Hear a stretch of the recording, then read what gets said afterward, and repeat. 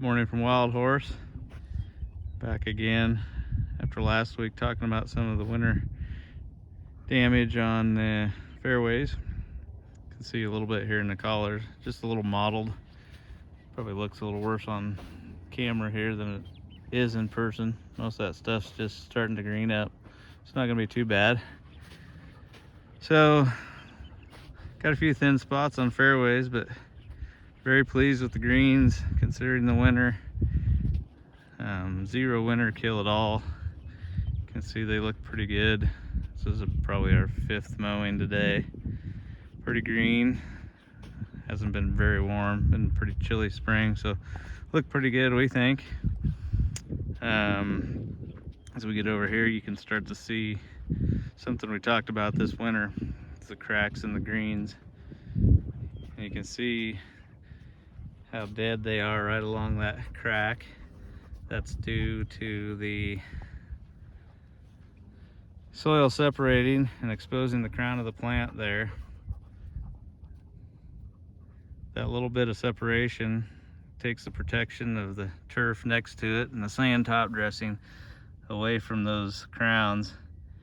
And probably two things happen. The crown is exposed to the wind and dries out some, but it's also exposed to the extreme temperatures.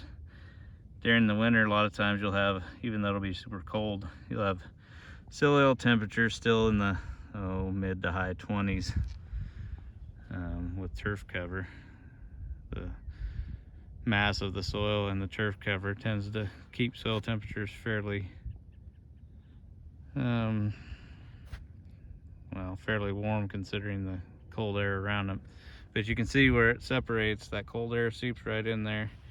I think if you get soil temperatures, this hasn't been proven, but I think if you get below 20 degrees of soil temperatures, you start to see some damage.